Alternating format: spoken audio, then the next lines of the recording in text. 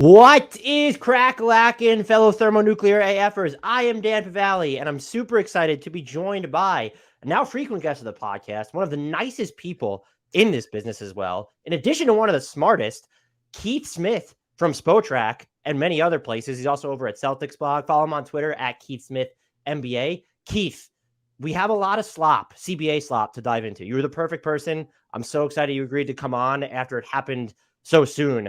But my most pressing question is, how is Tatum doing?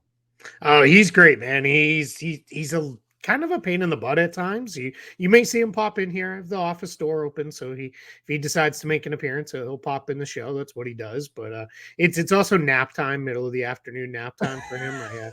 I'm insanely jealous of his life. He wakes up, he eats, he plays, he naps, he eats, he plays, he naps, and he goes to bed, and then he repeats. So it's a pretty good life he's got going on. We are very pro dog on this podcast. I have 2-3-year-old dipshits whom I love more than anything that make frequent appearances. Well, not appearances, but sound cameos because they just decide they could be quiet all day. But if I need a podcast for like 45 minutes or something, that's when they need to bark, obviously. Absolutely. So I welcome Tatum barging in. And for anyone who didn't catch that, it was a dog. Jason Tatum is not sleeping at Keith's house at the moment. As cool as that may be, I think he's got bigger things going on at the moment. So the CBA, as I said to you before we recorded, semi-annoying that this couldn't have happened when there was just nothing going on in like December or January, but a lot of details into it. And I think, look, it's important that it's done because now the threat of lockout is just gone. Among everything that happened, though, was there something that stands out to you as super significant or surprising, or just what was like your single biggest like item that you circled when you've seen as many details as we know have come out, because they've been coming out in drips and drabs. I would encourage everyone to read the piece Keith has up at Spotrac. I retweeted it. It's in his Twitter feed. Dove into so much. There's probably still so much we don't know, but what was just the biggest item that you were circling? I'm going to give you two, because one of them is just in general, we have labor peace, right? Like that. And that's the best thing about this whole thing is there's not going to be any kind of lockout, no kind of strike, no work stoppage coming. We're going to keep cranking along. And, at the end of the day, as much as I love cap sheets and the CBA and all that stuff, I love basketball the most, right? The games are the best part of basketball. Yeah, right. I know, shockingly to some, that the games are the best part of the NBA, and we're not going to miss any of those. So that part is great. But from there, of actual stuff in there is how aggressively the NBA is trying to level the playing field. They are trying to basically tell teams, hey, if you want to be super expensive, go for it. We didn't get a hard cap pushed through, but it's going to be really tough for you to add outside talent. And for the mid-level teams, the non-tax teams, hey, you're going to get all these other things that you didn't have before, or the things you had before are going to be even better. So you will be able to add more talent. So I think they're really pushing forward. I would guess if you could get the NBA to kind of pour truth serum in those who matter, they would tell us the last 3 seasons are really what they want. They want, I don't really know who's going to win. Like, this has been really where we want to be, as opposed to the 4 years running of on October 1st. We knew it was going to be Cavs and Warriors. And on June 1st, it was Cavs and Warriors, right? I think they are really in a spot where it's, hey, let's get these teams in here. Let's really, try to, create more parity, engineer more things. They don't want it turning into a version of Major League Baseball with haves and have-nots, or the Premier League where it's, your super spenders and your nots. They really want it being, hey, you want to spend, that's fine, but we're going to limit how much talent you can collect through the course of that. And I think that's the right direction to take. Yes, I did not know, and I said this on Twitter when it came out. I still don't know how I feel about you've now coined it, and I love it, the super tax, where if it's $17 million over the luxury tax apron, I believe you lose your taxpayer mid-level. You can't send out cash in trades. You can't sign buyout guys, and there, among other restrictions, I believe. I don't love it because it felt like it was almost addressing a problem that does the league really have? Because how many signings, let's look at the mid-level, would this have impacted? There's Dante DiVincenzo, John Wall, with Otto Porter Jr. I don't think the Raptors were that far over, but there were minimal situations where this would have impacted. And I do think one of the offshoots, while I love what you said, I've loved the past few years. We have no idea what's going to happen. I mean, I would like to have a better hold on the competitive landscape because I just feel like I have no idea what the fuck I'm doing right now, but I enjoy that challenge. With that being said, I do feel like one of the, I guess, I don't know if it's an unintended consequence or an intended consequence. Teams are going to use that as an excuse to not spend. And they're going to use it as an excuse to like, oh, we need to preserve our mid-level exception. And even the other thing, mid-level exceptions being allowed to be used to acquire a player via trade. I find that very interesting, but I almost wish that there was a deadline on the offseason to do it because I ultimately feel like it could cost players money where if teams can't use their mid, let's say the Warriors, they wouldn't have had their mid-level this year. Does Dante DiVincenzo just end up taking the minimum? Does this actually result in a redistribution of talent anywhere? And so that would be my concerns. I feel like it gives teams covers not to spend more. And then it also, there will be a trickle down on the players who, to be in better situations, they might just sign and take less anyway. And that's also my only concern about, I love the idea of being able to use like treating the mid-level exceptions like a traded player exception, but like our team's going to be like, well, we're not going to sign guys in the summer because we want to hold this for flexibility closer to the deadline. Yeah, there is, and I'm probably going to repeat this term several times. As with all things, with any kind of CBA change, there are the intended consequences and then there are the unintended consequences. And I think, especially as we refer to what I'm calling a super tax, what many others are calling the second luxury tax apron, that's just too long and cumbersome. Yeah, super tax, right? It's a super tax. It's done. Yeah, if you say the Warriors are a super tax team, you instantly are like, okay, I get it. Like, moving on. So with the super tax, I'm with you and I wrote this in the piece on Spot Track is some players are going to lose out here because some guys who would have gotten $7 million, that's what the taxpayer mid-level projects to next year. And let's face it, Warriors and Clippers, so far, we haven't found what their end barrier is, even despite from the Warriors ownership saying, at some point we can't keep spending. And then months later handed out extensions to everybody that they could at the time, basically, except for Draymond Green. So it was like, all right, so you're saying this on the one hand, but in reality, you're acting differently. So I don't think they were going to slow down on using the taxpayer mid-level, at least as long as you have the core guys there, I think, which is the right thing to do right by those guys. So I do have some worries that you take that tool away. That doesn't necessarily mean that the Orlando Magic are going to turn around and use their entire non-taxpayer mid-level or their entire room exception, which, by the way, both of those are going up significantly in value under the new CBA. That's huge because those become going up big time. Yeah, those become far more valuable exceptions with that. So I'm with you on that. There's no guarantee that's how this will work out, right? It's like there was a proposal that was put out there. I don't even think it got very far because obviously we saw, and I'm kind of jumping all over the place, but they went a different way and added a third two-way spot. There was a proposal out there to get rid of them because some agents don't really love two-way spots because they have, and we've seen a little bit of the math shows us, some teams aren't fully filling out a roster because I don't need a 15th guy. I don't even always need a 14th guy because I can just bring it. If I get a players out for 2 weeks, I'll just use my two-way guys for 2 weeks and move on for depth that way. So we got a little bit of stuff going on with that. But I think so the unintended consequence of the two ways being added was we saw some standard spots go away that don't necessarily get filled. Now, I think there's enough things out there with these other tools for these teams where I think these teams are like, again, I'll use the Magic as an example. They did not use their full non-taxpayer MLE this summer because they think if you're Orlando is like, why? Like we are not a one veteran signing away from being a playoff team. As it turned out, maybe they could have been. They're not all that far off, but at the time it was like, that's not where we're at. All we're going to do is sign somebody who's going to come in and take minutes away from the kids we want, excuse me, to play those minutes and the like. So it turns into a situation with teams like that of, where is it? But when it's now, wait a minute, and instead of it being $11 million, this is now a $12, $13 million exception. All right, let's use it because also we're not trying to catch teams that are way up here anymore spending. Mm-hmm. We're trying to catch teams, a little closer.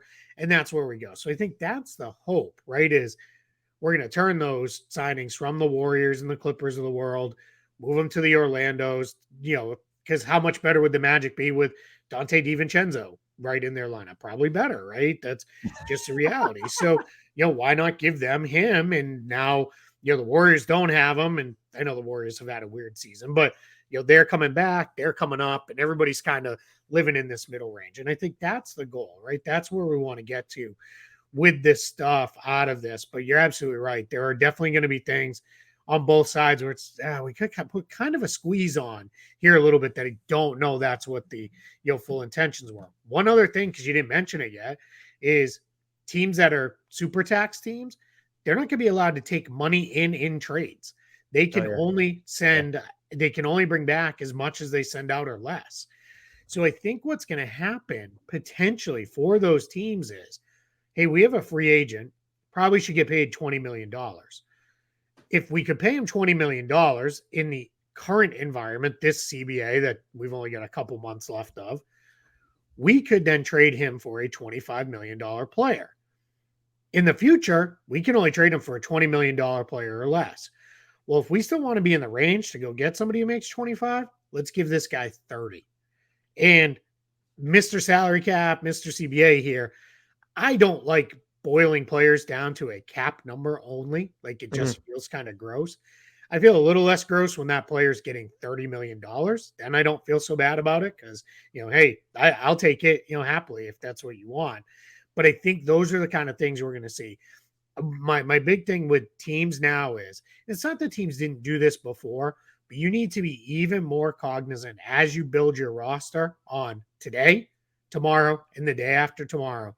You need to be fully focused on a longer time horizon because you're needing to look at it as, hey, as we build this up, we are going to close in likely on being one of these super tax teams. And how do we want to handle that? The thing I think that is good that the NBA did was rather than go with the hard cap, which was one, it was a non-starter. The players were never going to agree to it. I had someone tell me from the NBA side, if we had not let that go in the negotiations, we would have a lockout, right? Like they were never going to. There's no concessions that were reasonable that we could have given them that was going to allow for that. So in this case, with a hard cap not being there, what they've done is rather than say, hey, you have a strict hard spending limit.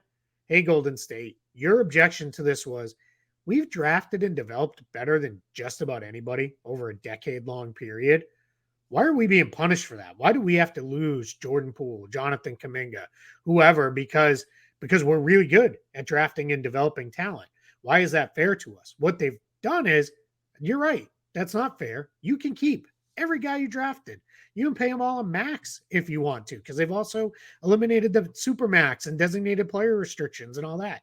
Pay them all, as much money as you want, but you're not then going to sign Dante DiVincenzo and then trade somebody to bring in even more money in a trade and all those sorts of things. We're cutting that off.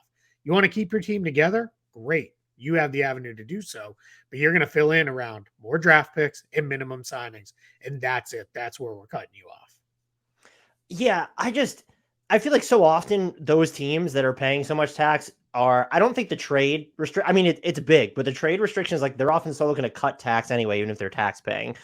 So maybe that's not as big of a deal, but I do think it's like, yeah, we're worried about the Golden States and the Clippers, but what about a team like Milwaukee that decides that it wants to sign Joe Ingles or that it wants to make the move for Jay Crowder? I don't even know what the salary ended up being in that actual deal. And it's, wants to trade for Drew Holiday and then re-sign him. So yes, they can now still do that and they can go above that threshold, but you're penalizing them also for doing it because but you can't add talent on top of that to maximize this window you have with a generational talent in Giannis. And so maybe, like I said, I feel like this addresses an issue that didn't really exist. Maybe what I'm explaining is an issue that doesn't really exist either. Yeah, I think it's a twofold of let's cut it off before it does exist. Because as we get these richer owners buying these teams, it becomes like, look at what the Clippers have become since Steve Ballmer bought the team, right? They went, now it wasn't hard to become, a normal functioning franchise after Donald Sterling, because even if you take all of the horrible stuff away just and focused on the basketball, he was extremely cheap and didn't care to put a very good basketball team on the floor most years. He just wanted to be an NBA owner.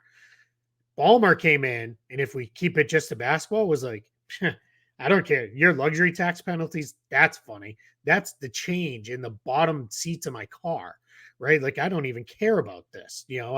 Whatever your, $100 million tax bill, there, I made it, right? So he is, I think what they're looking at is you bring him in, you bring Matt Ishbia in, you've got these guys who are, legit billionaires that you're bringing, those guys in. We've heard Jeff Bezos may want to buy a team.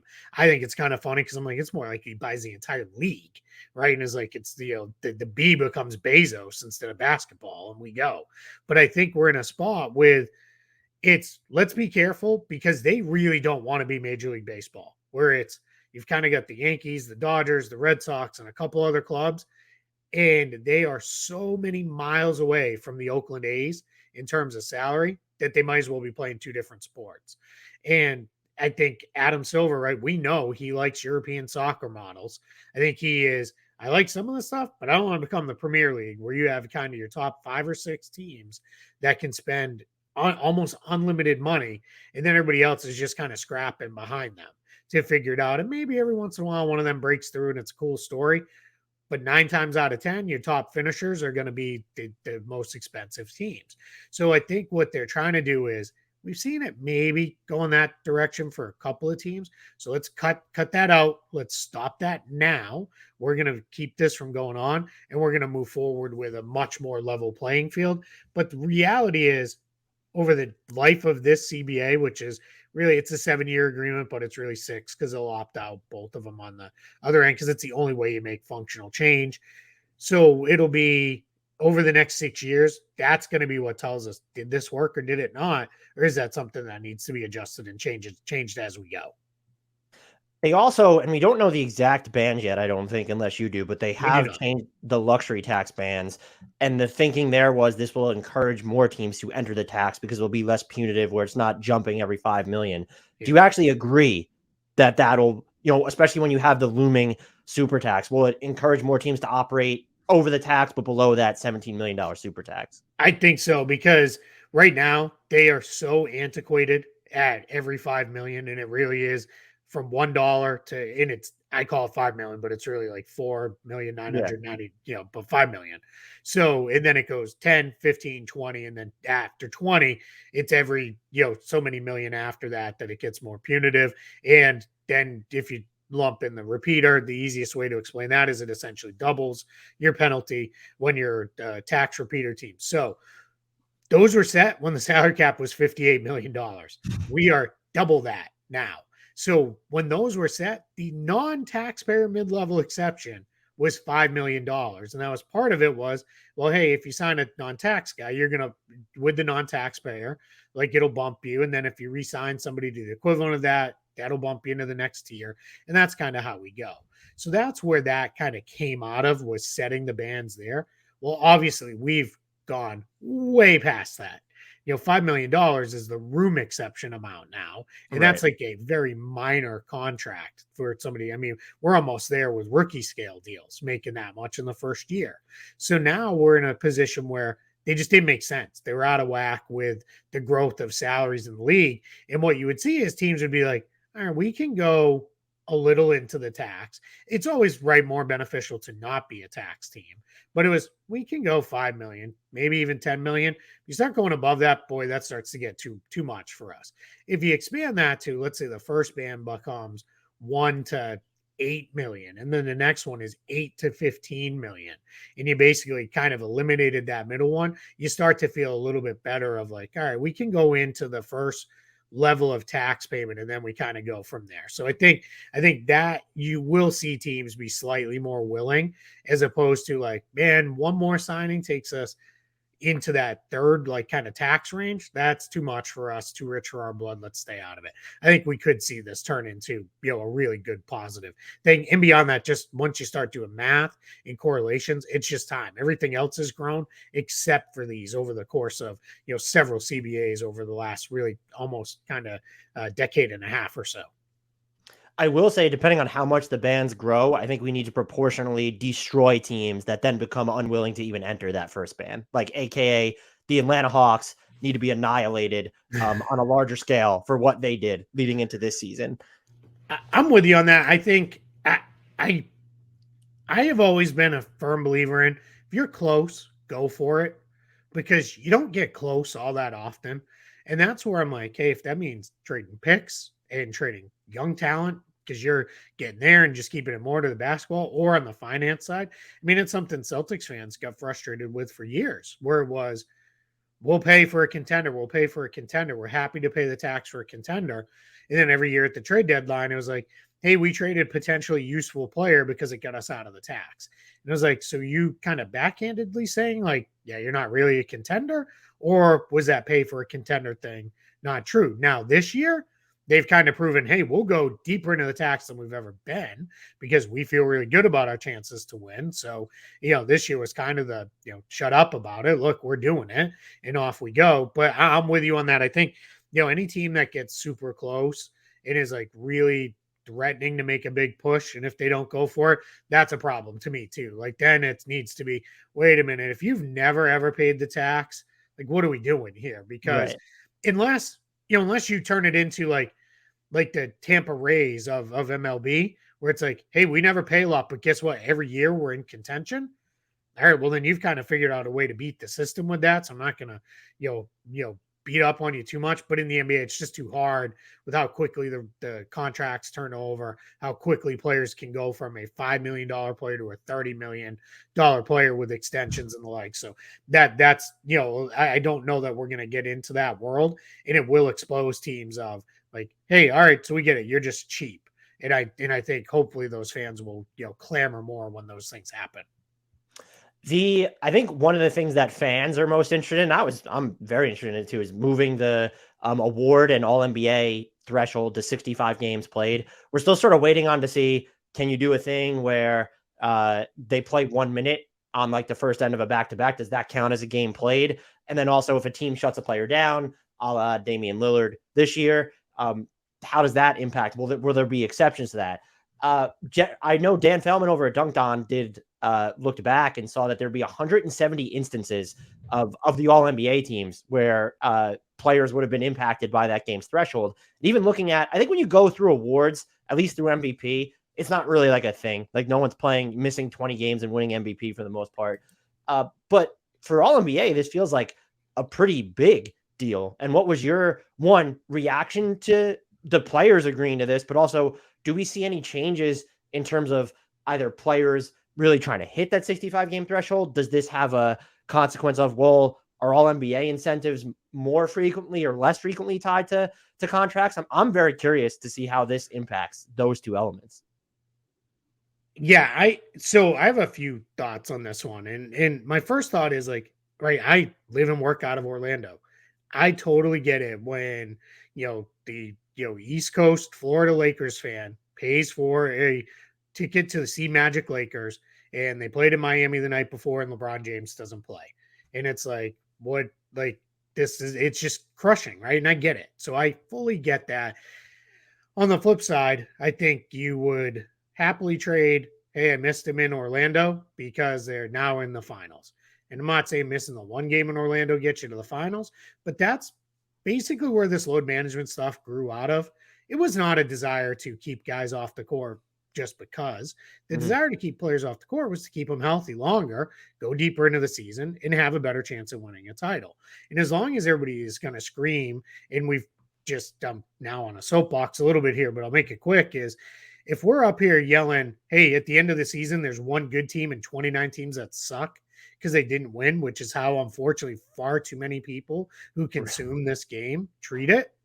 I don't blame the teams for trying to be the one good team. Now, I don't know that this is the problem that some make it out to be, right? It sucks when Orlando misses, LeBron James, but it's not like he's missing 30 games a year for load management, right? And that's where you got to go back and really look at these things.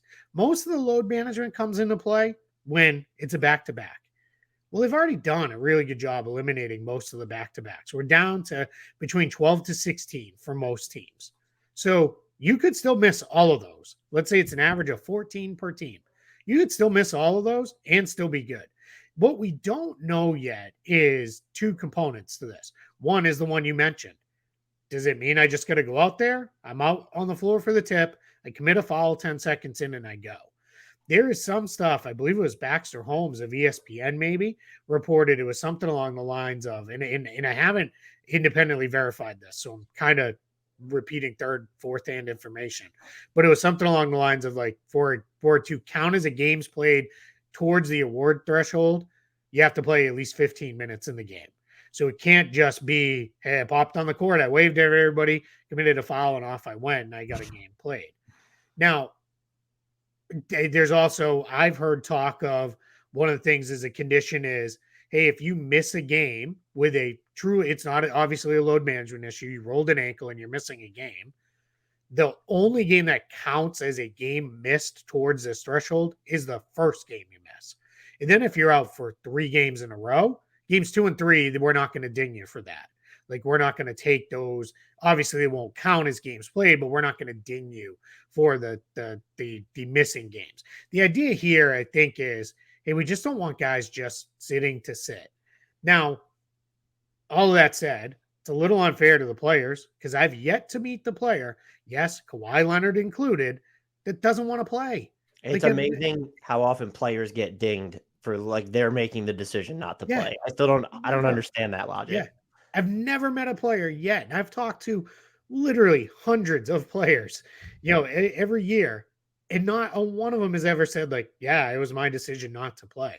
Most of the time it goes the way it's kind of become a thing where they asked Jason Tatum about, hey, shouldn't you take a rest day? And he's like, yeah, we sit down, a few times a year, we map out, all right, you're going to rest on this day. Then we get there. And then I tell them, nah, F that, I'm playing. And he's like, they're not keeping me off the floor. And it's like, and then Brad Stevens kind of corroborated that story by saying, yeah, he's telling you the exact truth. Like, then it's like, we have to like basically sit him down and say, you cannot play. Like we're not going to put you in the lineup tonight. And it'll look more embarrassing for you if you're a DNP CD than just, hey, Jason Tatum's out, wrist maintenance or whatever. So I think we're in a position with these guys where it's got to be now a combination between the teams and the players. Don't know that this is going to be an issue until all of a sudden we're in this time of year, late March, early April. Some guys right on the threshold, and it could earn them a supermax deal. And some teams like, nah, we're going to sit them. We're not going to play them. Because then you're going to hear the screaming from the rooftops all around the country of, this is awful. See, these teams are trying to cheat the players and all sorts of stuff. And if it's that openly blatant, then you're going to get grievances filed and all this stuff. That's why I think there is the stuff out there of with conditions. Conditions apply to this. So I don't know that it's going to end up being the huge issue that I think some think it is. Because in reality, 65 games out of 82, still 80% of the schedule. Mm-hmm. It's not, I don't think, a huge deal for guys to miss, 15 to 17 games or something like that. I don't know that that's going to fully swing title races and everything else. Yeah, I think I'm with you on everything you said there. I'm also just like, does it feel like window dressing then if there's going to be a ton of exceptions to the rule, and that if they were really concerned about some sort of threshold, it would have been done by total minutes played rather than appearances? I think so. And Woj even hinted at this. I think it was on Countdown or one of the ESPN shows where he's like, this feels almost more like ceremonial than it is anything else. And that says to me, some of these conditions the conditions are probably so far wide ranging that it's like, hey, as long as you don't take literally 20 games off just to take 20 games off. Like, right, LeBron used to, remember, like for a few years there, he kind of took like a week in the middle of the season, like beyond the All-Star break for a vacation. Right. And like Kyrie has disappeared for, like a week or two at a time. Like, it's funny how I think people forgot LeBron did that. Like, openly was like, yeah, I needed to shut it down for a week. And it's like, okay, I guess. Sure. It's like, I mean, I get it, right? I have vacation too, but it's, when I work 9 to 5, but I also didn't have the entire summer off as well. But all right, whatever. But I think as long as guys aren't doing that or like pulling a full, like, yeah, I tweaked a hamstring and I'm out for 6 months, worth of games or whatever. I think that's where these conditions are going to be like, all right, hey, we're being reasonable. If you hit 58 games, 60 games, but you miss because X, Y, and Z, you're still eligible. And I think we'll see some of that happen. They did bump up the extension rules. As of now, you can extend off 120% of your current salary. They bumped that up to 140%. I had thought it was going to end up being at like 150% was the number that I had heard and seen floated around a bunch. Do you think that ends up making a material difference? Because we can go through certain players, and one of them I definitely want to ask you about because it's Jaylen Brown. Sure. And this gets him, unless the salary cap projections are just way off, 140% basically gets him to his non-super max. So it makes a difference for someone like him. But if you're looking at a Domas Sabonis, an OG Anunoby, this is a little early, but a Mikal Bridges, someone who's just so far below their max, that 140% is just like, eh. Yeah, I'm with you on that.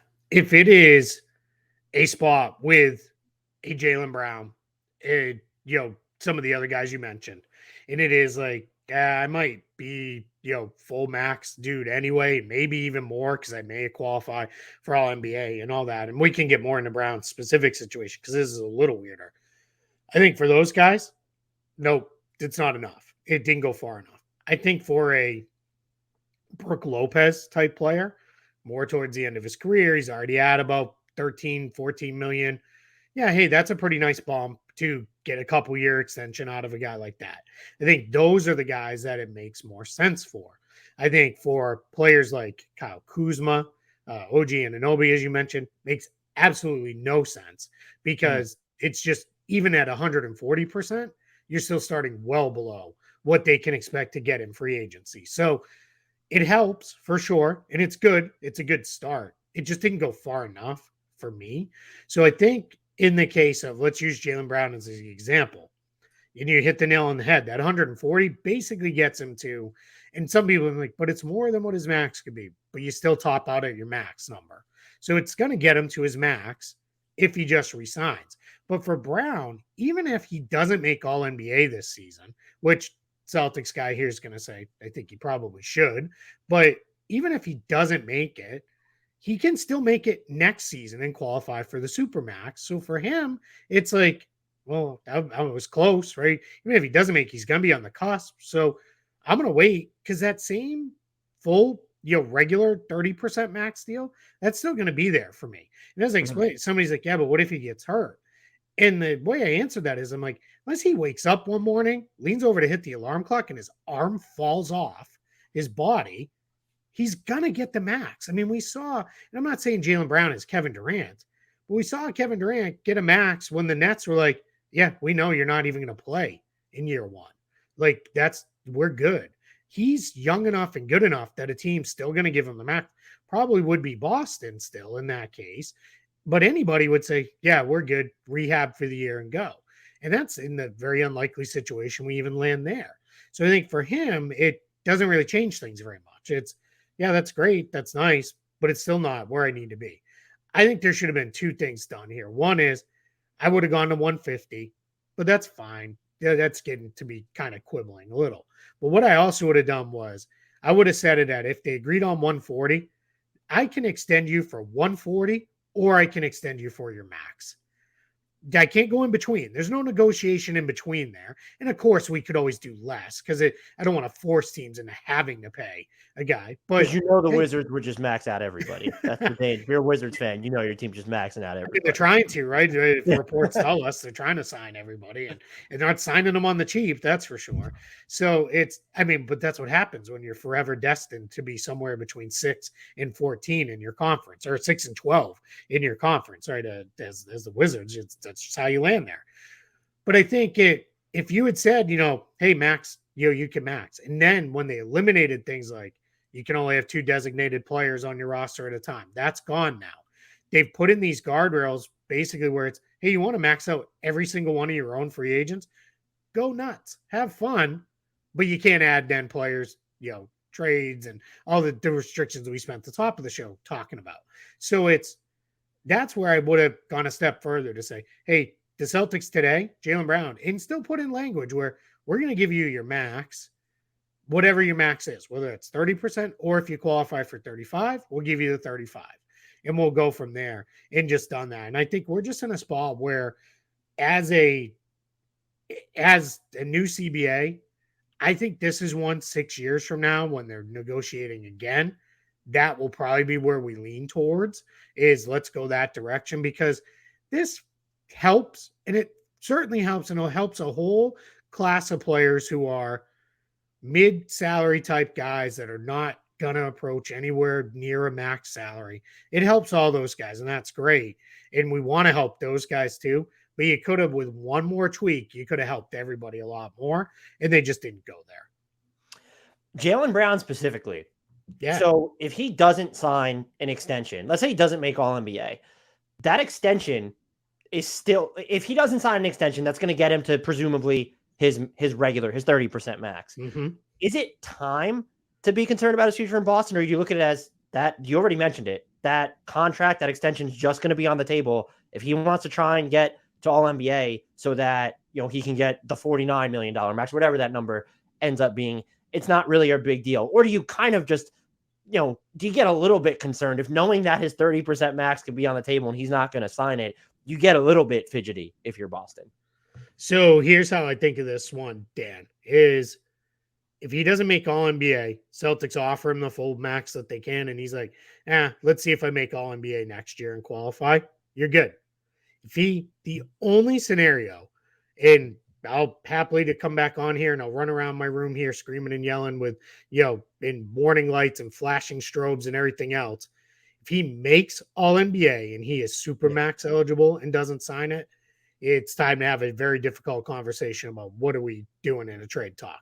Because at that point, he becomes the second player after Kawhi Leonard, which was a different and weird situation. I think it happened long enough ago that now we've kind of forgotten to turn down the Supermax. No one else has turned it down because, right, wrong, or indifferent, and I tend to be a lot more indifferent on this, players take the money and then a year or two in, they'll ask for a trade. Mm-hmm. Why am I indifferent on that is, for whatever reason, we have collectively decided as basketball media and fans that if a team wants to trade a player, that is perfectly fine. We have no issue with turn around and trade that player. But when a player's like, this isn't working the way I wanted, I want to be out of here, that the guy should be taken to the town square and drawn and quartered and, and that's it. And, end his life, because that's, no more horrible thing because you entered into that contract.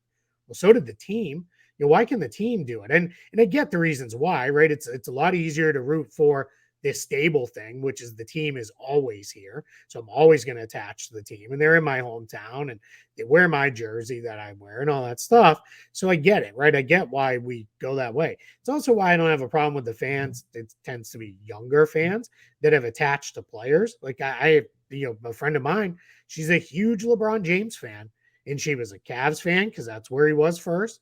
Then the Heat fan, and then a Cavs fan again, and now she's a Lakers fan because it's about LeBron for her. It's not about anybody else. So I don't have a huge problem with that either. If that's what brings you in as a fan, okay. It's a little weird. It's not how I grew up, and it's not the way I think of fandom necessarily, but I kind of get it, with that side of it. So I think in this case, going back to Jaylen Brown is, if he turns down the Supermax, if he's eligible, it's offered, and he turns it down, it's time to think about trading him, because then something's off. Things are not going the way anybody wants this to go any longer. I am not looking forward to the discourse, though, if he doesn't make All NBA. They offer him the extension, he doesn't sign it, and people are going to automatically, well, now you have to shop him. Unless he says, I want to see where we're at in a year, and it's not anything. Okay, fine. Different. But I'm not looking forward to the discourse if he doesn't sign the 30% max because he wants to try and get the 35% max. Like the discourse, they tried to break Jason Tatum and Jaylen Brown up like when they were still good together, and like they were both under contract. And so knowing that he'll be entering a contract year and into free agency, I'm not looking forward to that. I almost just want him to make All NBA. And he has a case. I want to make that clear, just so that we don't have to deal with that nonsense. Like we could get it. If he doesn't sign the Supermax, okay, then we can really get into it. It's funny that you're saying this. I don't know if you've seen it, but Shams tweeted maybe, I don't know, a half hour ago, right after we started recording. He has a sit-down interview with Jaylen Brown where he says, I get why people try to break up duos because so far and he's talking about him and Jason Tatum, have been incredibly successful. At this point, we're part of each other's destiny. So it's one of those things where I think what a quote, right? Yeah, I know. It's amazing. And I am really, at this point, it's like, if they want to break up, it's because they want to break up. At no point, I think, are the Celtics going to be like, yeah, we got to go a different direction here. Let's turn Jaylen Brown into 5 extra depth pieces. Like, that's not going to be the way that goes down. It's only going to be if one of them is, hey, I want to go, I want to get out of here, and that may be the way it goes. It's anytime I think I have this league fully figured out and these players fully figured out, somebody surprises me. And that's what we love about it so much, right? Is it's like, man, this went completely differently than what I thought. And I learned a lesson with the Kyrie Irving saga, because I went from cool, Kyrie wants to be a Celtic forever, this is awesome, to what a jerk, Kyrie decides he doesn't want to be here anymore, to, well, what else are you going to say in those weird spots? Now, in fairness, he wasn't in an interview. He wasn't asked. He stood up and offered that whole "I'll resign here" thing here. That was all on him. But in the case where player sits down and they're asked a question about hey, do you want to resign here? Like, that's just it's impossible for them to say anything but like, yeah, I think so. Or, hey, let's see how things go. Like, because if you say yes, everybody's gonna be like, well, Kyrie said that too, and he left, and other players have done that too. And it's like, yeah, and what if the team changes their mind? What if the team's like, well, we still want you, but we want you for less than the max or whatever it is. So I think this is one where I feel the only way you're going to get true honesty is from a player. And maybe it's what we're all looking for, is like, nah, I'm out of here. First chance I get, I'm done.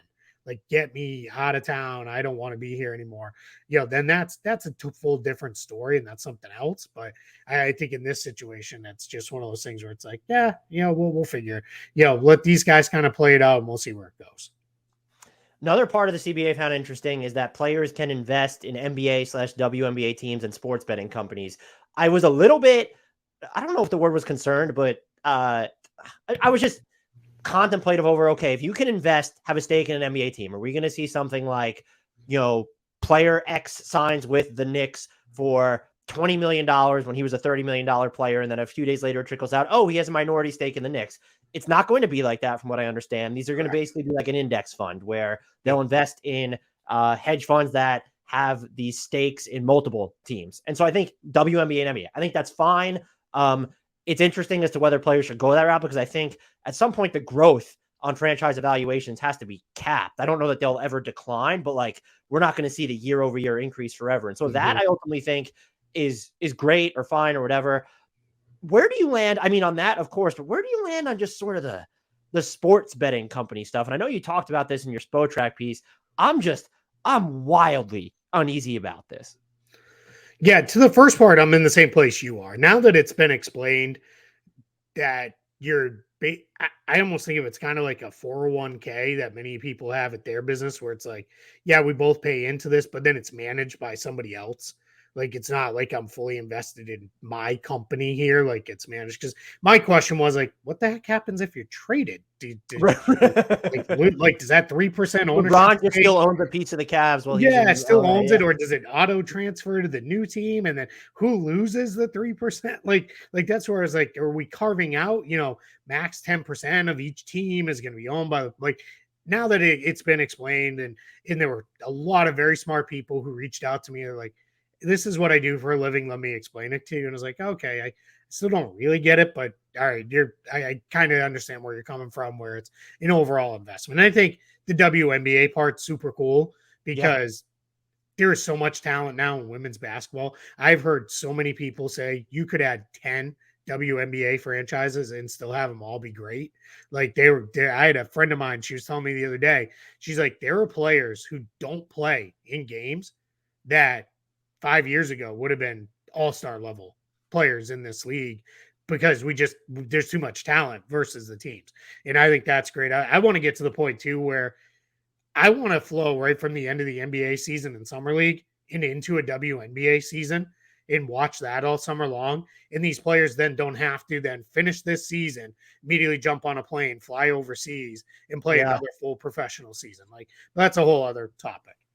To your question about the sports betting stuff, it cannot be, hey, I'm Jason Tatum, and tonight I'm going to score 20 points. Bet on me on, Betting Company X's website, to go over 20 points. Because then what happens when Betting Company X is like, hey, actually, dude, we took way too many bets on that side of it. Like, it'd be better for us if you scored 19. That is a slippery slope that turns into an absolute disaster for everybody involved. If it's just, hey, I'm Jason Tatum, do your sports betting with betting company X. All right, fine. Like, that part I don't necessarily really care about all that much, as long as it's just, hey, this is what I do. I don't even really care if it is, hey, I do my betting, when I bet on, right, he's from St. Louis. When I bet on the St. Louis Cardinals to win the World Series, I'm making that bet at, betting company X's, app or website. Fine. I don't care about that. Like, that doesn't really matter to me. And it's going to be tricky too with these guys because some of them are in states where it's legal, some of them are not. I think it's Yeah. just, hey, we're opening another avenue. The league has obviously opened their doors to be partners with a lot of these companies.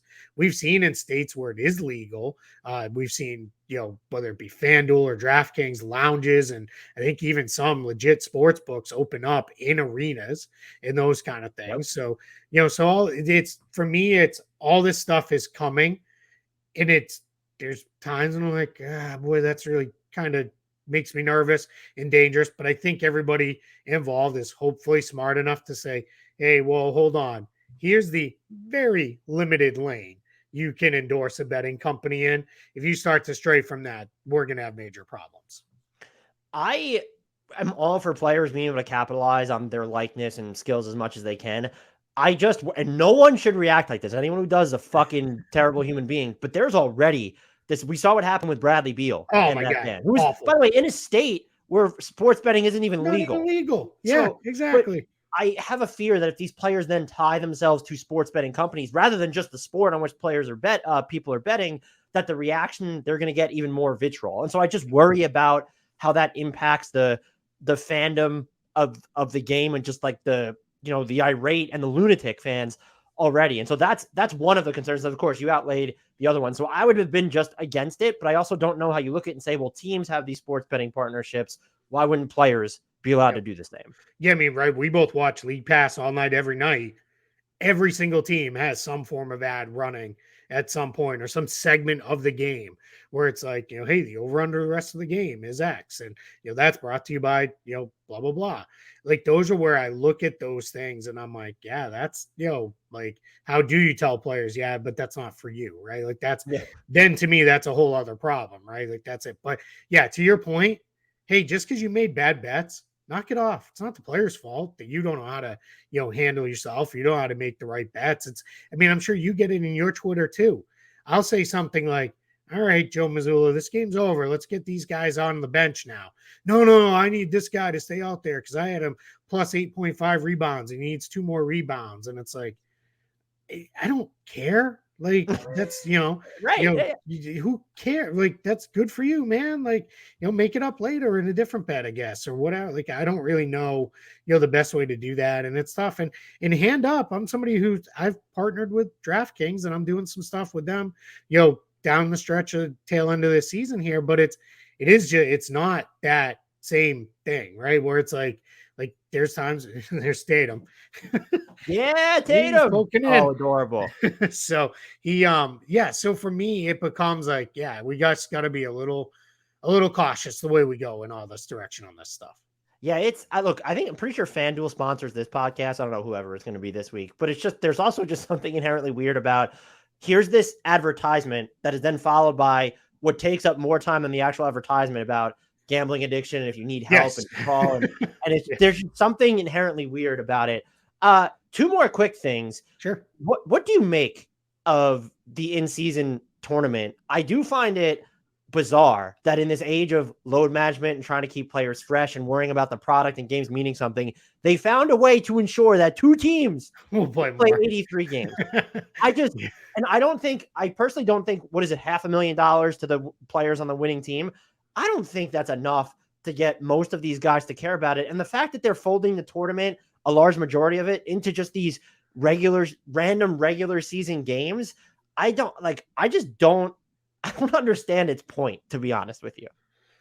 There's a lot to unpack with this one. I think my first thing is where people have said is the money's not enough for players to care.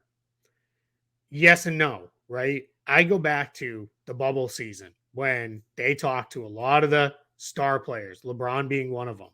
And one of the things that they were saying is, yeah, I can live without that money, right? If I lose that chunk of that pay, I'm fine. Who can't? The dude on my team was on a minimum contract. It might only have 1 or 2 years in the league. Guys will want to win this to help those guys get that 500K.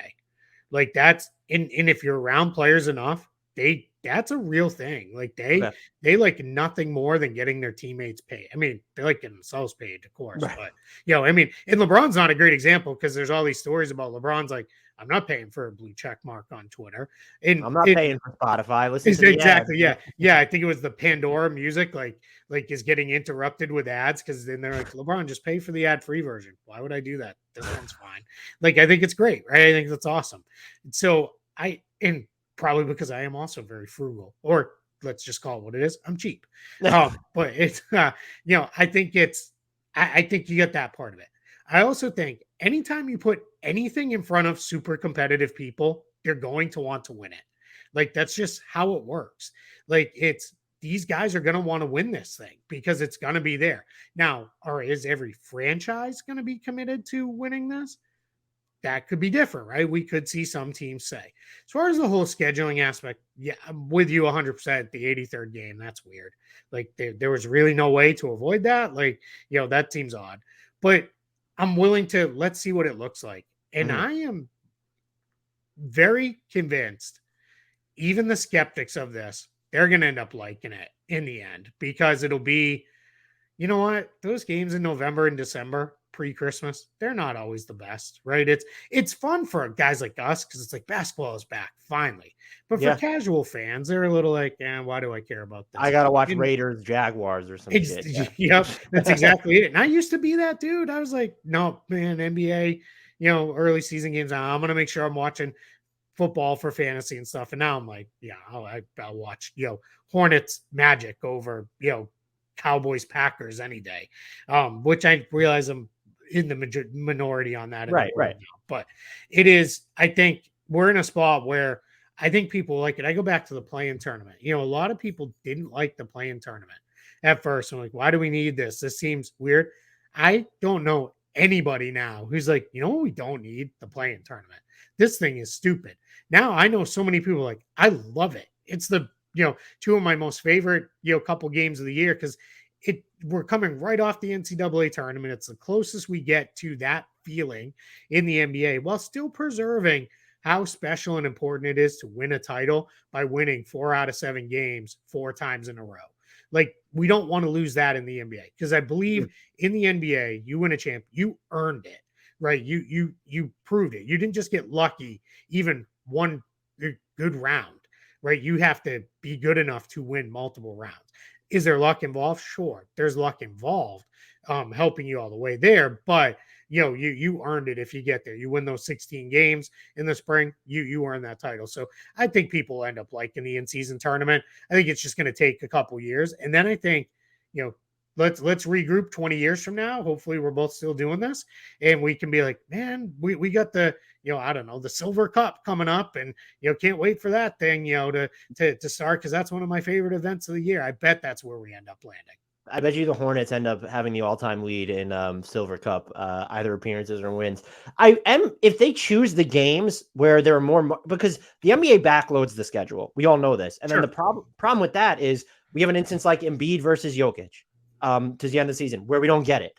And so now, if you're going to front load it a little bit and then choose those matchups carefully, so I'm open to that. As of right now, I just don't necessarily understand it. Very quickly, was there anything else that I didn't ask or you think flew under the radar that was a big deal about this new CBA? I think the third two-way spot is very interesting. I think that's a unintended consequence there. We've already seen maybe some guys not we talked about before not fully fill out rosters and that we'll see. But I think that is important. If our hope with the G League is it becomes a legitimate thing and a thing for fans to follow, much like minor league baseball has become for fans of Major League Baseball. I mean, you meet anybody who's a real MLB fan, they can also tell you probably about at least a handful of their team's prospects. It would be cool because in a lot of ways, it'd be even easier to follow. You're talking about one level and maybe right now 3, maybe eventually get to 4 or 5 guys versus, 5 levels of minor leagues and, hundreds of players. You're really, hey, focus in. I think anything we can do to make those G League teams even more connected to the NBA teams, the better. I'm all for more guys getting more NBA opportunities too. I hope that one comes when we get into it of, hey, you can only fill your third two-way spot if you filled all 15 standard spots first. That I think would be a good compromise. That's how I'm hoping that one comes in. We talked a little bit about being able to turn the trade exceptions into stuff turn those restricted free agency changes. And the one big one that I'm not hearing as many people talk about, and maybe it's just because of the sheer volume and the way all this stuff came out, like every 15 minutes to an hour, we get some new thing over Saturday and Sunday. The sharing of physicals and medical information for players at the draft combine, on its face, that sounds great because nothing takes a player off a team's draft board quicker than we don't have his medical. Because teams look at it as, hey, this is anywhere from a 5 to a 10-year long relationship on the short end that we are trying to enter into with this player. And we want to know everything we can to know about them. And I can't tell you how many teams I've talked to leading up to the pre-draft or even post-draft where it's like, I thought you guys might go for this guy. Oh, we couldn't get his medical. We can't draft him if we don't know, right? Because it's that's it, right? I can't draft a kid. And then the worst thing that you find out is day one, he's got a debilitating back thing. That's always going to be there. So I think now when they said they'll only be shared with the teams within that player's projections, well, whose projection are we using? Like, who's coming up with that? Like, is it going to be, all right, we took the top 5, mock draft guys and we, took the aggregate of where they say the player's range is? I don't know. That puts more onus on the media to get things right and those kind of things. I think it should be, hey, if you're one, ideally, I think it would be, hey, if you're entering the draft, you go get checked by an independent doctor, and then that independent doctor shares his medical findings with the entire NBA, meaning the teams, not like every player and everybody else, but the teams get all the relevant medical information, and that's it. Because the way I see this going is, one, you have the whose projections are we using piece. And the second piece that's a little weird and wonky with this is, then our players just going to skip the combine altogether and be like, because that's how they control draft situations a little is, I don't want to get drafted by that team. So I'm not going to work out for them. I'm not going to do a medical with them. I'm not going to interview with them. And then the team may be like, all right, then we're out. We also know teams trade medical information back and forth where it's like, hey, we couldn't get this guy in. Yeah, we couldn't get, we got him. All right, here you go.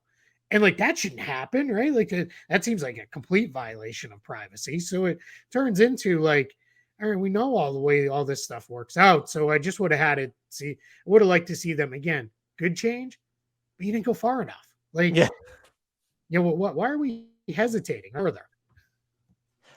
Yeah, I agree with that. And the other thing really quickly for me is I like this. We don't know what it's going to be. The second round pick exception. Yes. Is that going to be right? Yeah. Is that going to be like one per team? Can it be used on any second round pick? How much is it going to be worth? I do think that maybe helps situations where our guys less likely to sign two ways then at that point. So I'm just interested to see how that functions. Do we get the second round of the draft turned back into drafting the best players versus the guys who are willing to sign a two-way? Right. And I think we are going to get to the point where they're going to beef up, and I think it'll maybe be in the next CBA or something. They're going to beef up the G League enough where I think we're going to end up with a third round. And the third round is going to be solely designed around players drafted in this. They are attached to NBA Club X, but year one has to be spent in the G League, or a chunk of year one must be spent playing for the G League team, 80% of the G League scheduler, something like that. They have to be assigned to the G League. And that's a way, maybe that's how eventually we get into, all right, we can let some of these younger kids, because the one and dones staying as it is. That one's funny. I was told by folks on both sides that was like, Dan, what do you want for dinner? I want a pizza. No, I want a pizza. Oh, well, then let's just order a pizza, right? Like, they were both like, oh, okay, like we're good with that. We're moving on from this one. We're in agreement on this, and there's no reason to fight. The other one that I'll just touch on very quickly, cap smoothing is coming in. Everybody learned in 2016 when the cap went from 70 million to 94.1 million. Everybody remembers it because, like, yeah, we know that's how Kevin Durant got to the Warriors. Yeah, well, that's how Luol Deng and Timofey Mozgov got two of the most horrendous contracts we've ever seen. Because teams are like, look at all the money we have to spend. Let's spend it. Let's go. Shout out Alan Crabb. Yeah, right. Yeah, exactly. You had nonsense.